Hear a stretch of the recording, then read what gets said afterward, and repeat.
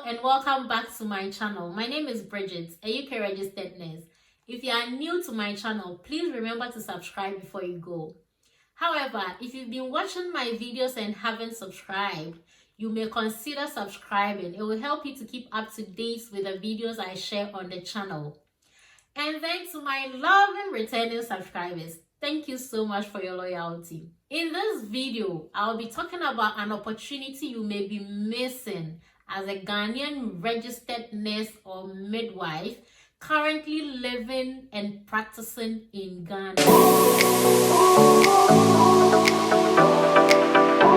Right, so we all remember somewhere 5th December, the Minister of Health in Ghana, Kwekwa Menu, came out to announce that Ghana is undergoing an agreement with the UK government to bring in nurses from Ghana to practice in the UK. And then in return, the government of Ghana is going to get some monetary benefits from the UK government. So this agreement is supposed to be similar to that of what is going on between Ghana and Barbados. If you are not aware, Ghana has been sending nurses from the country to Barbados to practice. And ideally, they are supposed to practice for a number of years in Barbados and then return back to Ghana. But is that the case?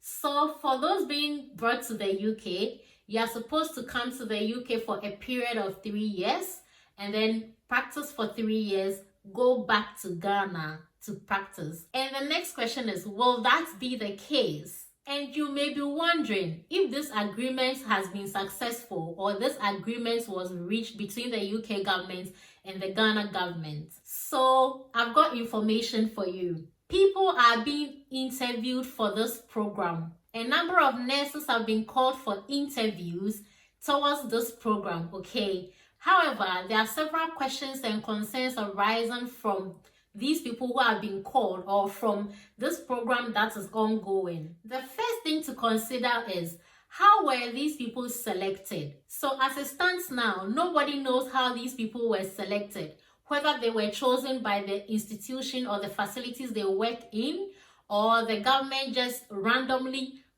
picked nurses from the list of nurses in Ghana. We don't know how it was done, so we don't know the eligibility criteria for this program. Now, the second concern is with the NMC registration process. So before you can practice in the UK as a registered nurse, mental health nurse, midwife, whichever field, you need to register with NMC UK. Now, also before you can register with NMC UK, you need to meet a certain eligibility. And one of them is proof of English language. So for someone registering with NMC UK from a country like Ghana, which is considered a non-English speaking country, you need to provide a test in English language to prove your proficiency in English language. And the two accepted tests are IELTS and OET. So you can either write IELTS or you can write OET. Now, some of these people being interviewed do not hold any of these certificates as we speak. So the question is, are they going to provide them support? I mean, is Ghana government going to support these people to study for the English proficiency test and then register them for them to sit for the exam and then help them through the application process? You know, this whole application process is a step-by-step application, okay? It takes time and it goes through a lot of processes. What is Ghana government going to do to help all these applicants to make it easy for them? Or could it be that the UK NMC is going to overlook proof of English language requirements for these nurses? And if NMC is not going to overlook the proof of English language, and the government is not going to assist you to get the proof of English language, then you may actually start considering. So if you're one of those who were called, you will have to start considering registering for IELTS, studying for IELTS, finding IELTS materials, okay? Or OET, the one that you feel comfortable with. So currently, there's rumor that those who studied in universities, those who studied undergraduate degree in nursing, will be able to apply with their medium of instruction letter, that's proof of English language. So if this is the case, does it mean NMC is now accepting medium of instruction letters from Ghana?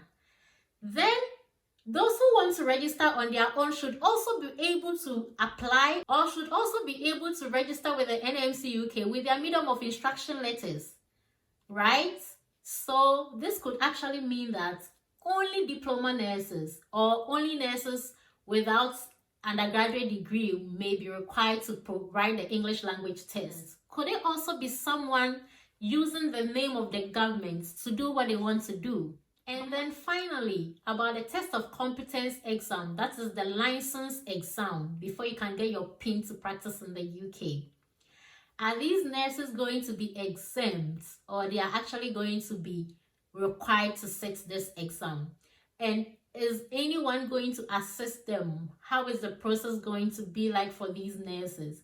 If they are exempt, then it's really good news for nurses coming through this route.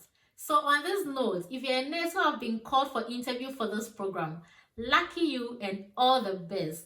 If you haven't been called, please stay alert so that when the next vacancy opens or when the next opportunity pops up, you gather your documents and then you rush there, okay? So the documents being required at the moment are your PIN, your CV, and your school certificate.